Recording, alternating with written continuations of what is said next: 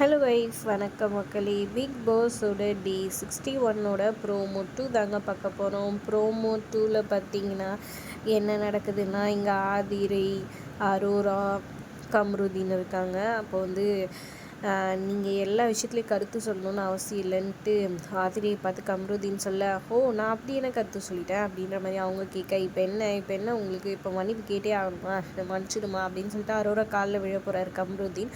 உடனே அரோரா கம்ருதீன் அப்படின்னு நிற்கிறாங்க. அடுத்தது ரெஸ்ட் ரூமில் போயிட்டு, உனக்கு இப்போ எல்லாமே அந்த ஆதிரை தானே, அவள் சொல்கிறது தான் எல்லாமே கேட்பேன் அப்படின்னு சொல்ல, இப்போ நான் என்ன பண்ணிட்டேன்ற மாதிரி அரோரா கேட்குறாங்க.